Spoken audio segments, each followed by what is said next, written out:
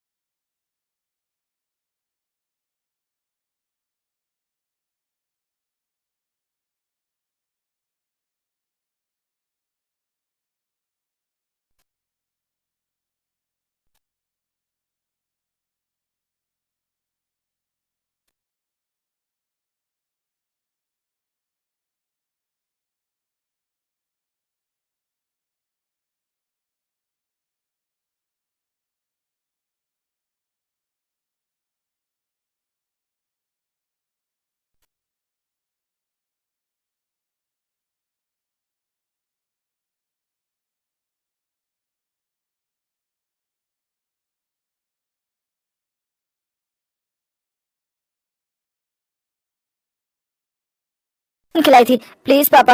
हाँ हाँ ला रहा हूँ, पर मुझे आने में थोड़ा समय लगेगा। तब तक तुम दादी जी को परेशान मत करना। हाँ? बताओ, अब आधी रात में तू इसके लिए पेस्ट्री लेने जाएगा, वो भी इतनी दूर मार्केट से? माँ, अगर मैं पेस्ट्री नहीं लाया तो ये रोने लगेगा, और तुम तो जानती हो आज सुमन भी घर पर नहीं है। उसके पीछे मैं नहीं चाहता कि ध्रुव परेशान हो, और कहीं इसने जिद कर दी कि मम्मी के पास चलो तो फिर मैं नहीं संभाल पाऊंगा। इसलिए मुझे आज रात इसका पूरा ख्याल रखना होगा। चलो मैं लेकर आता हूँ। मार्केट लगभग बंद हो चुकी थी। पेस्ट्री की दुकान दूर थी। अचानक राजेश को सुनसान सड़क पर एक कार में से एक औरत की चीख सुनाई पड़ती है। राजेश उस कार के पास जाता है। वो हैरान रह जाता है। 4 लड़के उस औरत के साथ जबरदस्ती कर रहे थे। छोड़ो, क्या है? छोड़ो मुझे, प्लीज मुझे जाने दो, छोड़ दो। सुमन, अरे ये सब क्या है सुमन? राजेश, मुझे बचा लो राजेश। अरे ये तो रंग में भंग डाल गया। ये क्या, आज तो मेरा जन्मदिन है। तेरे पति को भी अभी आना था। क्या है सतीश, पूरा मजाक किरकिरा ही हो गया। अच्छा खासा बोल रहा था होटल का एक कमरा लेते हैं और इसे वहां ले चलते हैं। पता नहीं तुझे भी हमेशा पैसे बचाने की पड़ी रहती है। तू इस पत्नी को बचाना चाहता है जो तेरी पीठ पीछे मेरे साथ इश्क लड़ा रही है। पिछले 6 महीने से हम दोनों साथ हैं, और साथ होने का मतलब तो तू जानता ही है कि हमारे बीच मेरे पीछे पागल हुई बैठी है। पता है मेरे से कितना प्यार करती है। तभी तो आज मेरे जन्मदिन मनाने के लिए तुझसे झूठ बोलकर रात मेरे साथ गुजारने आ गई। अब मेरे दोस्त भी बर्थडे पार्टी में मजा लेना चाहते थे, और सुमन के साथ रात गुजारने से बढ़िया मजा तो कोई हो ही नहीं सकता। मुझे माफ कर दो राजेश, मुझसे बहुत बड़ी भूल हो गई। मेरी पत्नी को छोड़ दो, मुझे तुमसे कुछ नहीं कहना। ऐसे कैसे छोड़ दें? हाथ है मुर्गी कौन छोड़ता है? मैंने कहा छोड़ दो। राजेश ने जोरदार घूंसा सतीश के मुंह पर मारा। इतनी देर में बाकी के 3 आदमी भी राजेश को पकड़ने लग गए, पर पता नहीं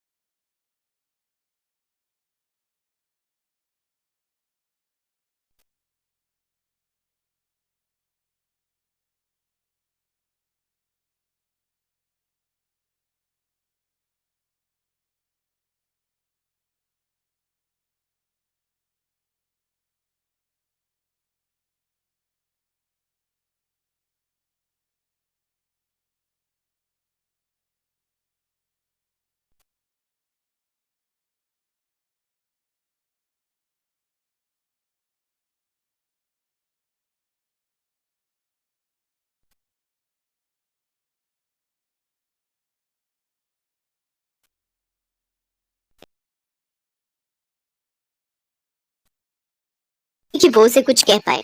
सुमन को अपनी गलती का एहसास था। वो जानती थी कि राजेश और उसका परिवार ही उसके लिए सब कुछ है और उसकी असली खुशी उसके परिवार के बीच है। सुबह के 6 बजे होते हैं कि तभी नीतू अपने पति को उठाने की कोशिश करती है। अरे क्या होगा, आज संडे है, आज तो देर तक सोने दो।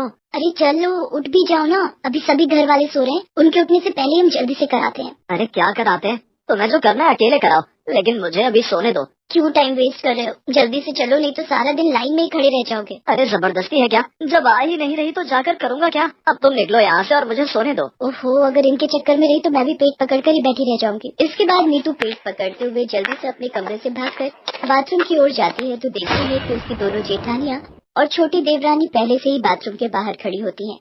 अरे यार, लेट हो गई, लगता है और जल्दी उठना चाहिए था। नीतू को देखकर उसकी देवरानी कहती है, आओ दीदी जल्दी से आकर लाइन में लग जाओ। पर अगर तुम सब बाहर हो तो फिर टॉयलेट में है कौन? और कौन होगा, मम्मी जी के सिवा। नीतू जोर जोर से दरवाजा पीटते हुए कहती है, अरे मम्मी जी, आप कहीं सो तो नहीं गई, जल्दी से बाहर आ जाओ, यहाँ ये लाइन लगी पड़ी है। निधि ये कही रही होती है कि तभी शीला उनकी सास टॉयलेट से बाहर आती है। उसके बाहर आते ही मंझली बहू नीतू पेट पकड़कर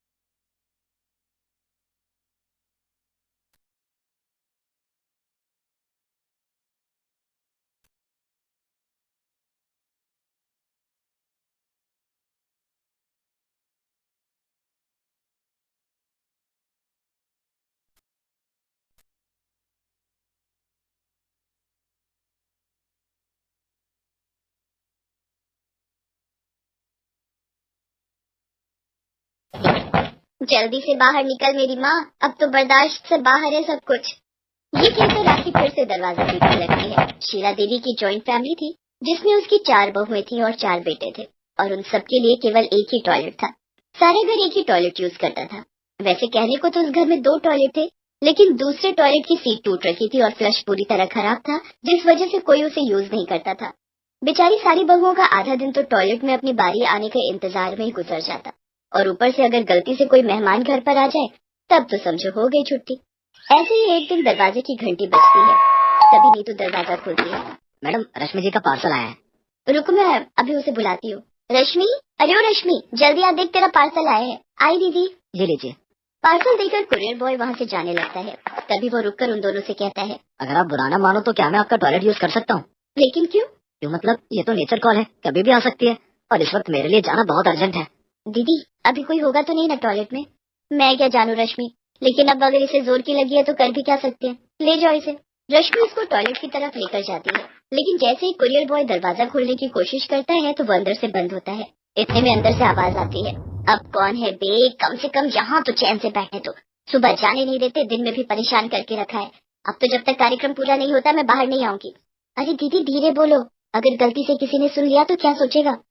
सुनने दो, अगर कोई सुनता है तो कम से कम औरों को भी तो पता चले कि कैसी जालिम सास है हमारी, जो 4 बहुओं के लिए सिर्फ एक ही टॉयलेट रखा हुआ है।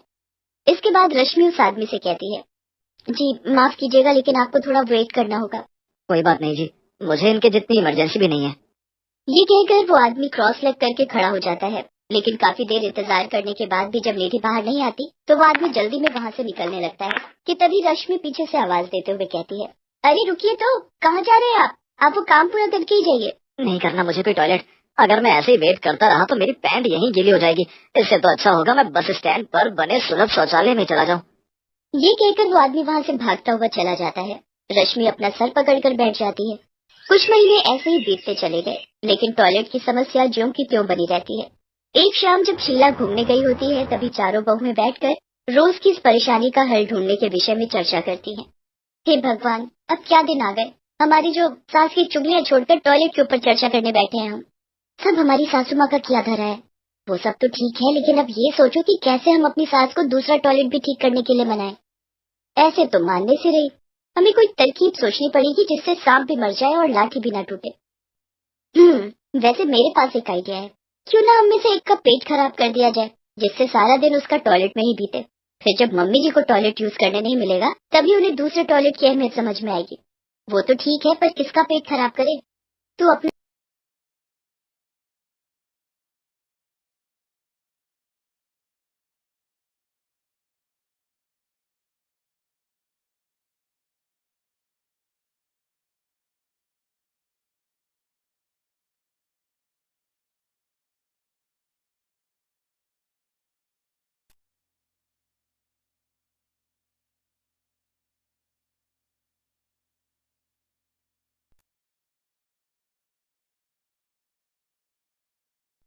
और वो भागते हुए टॉयलेट की तरफ जाने लगती है।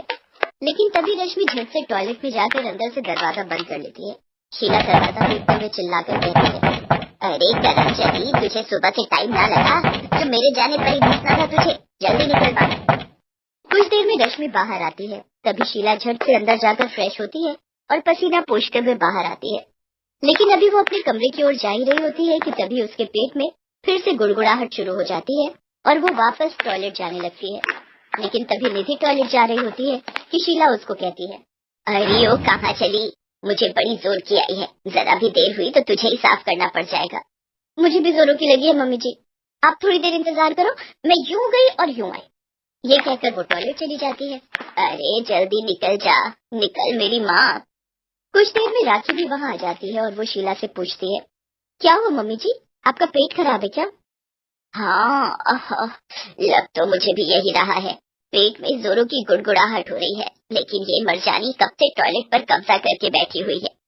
अब पता चला मम्मी जी, अगर दूसरा टॉयलेट होता तो क्या आपको इतनी परेशानी होती? इसीलिए कहते हैं इतनी बड़ी फैमिली में 2 टॉयलेट होना बहुत जरूरी है। घर में कमरे भले ही कम हो, लेकिन टॉयलेट तो 2-3 होने ही चाहिए। बिल्कुल सही कह रही हो बहू। अगर कभी किसी का मेरी तरह पेट खराब हो गया तो उसका तो खड़े खड़े ही रायता फैल जाएगा।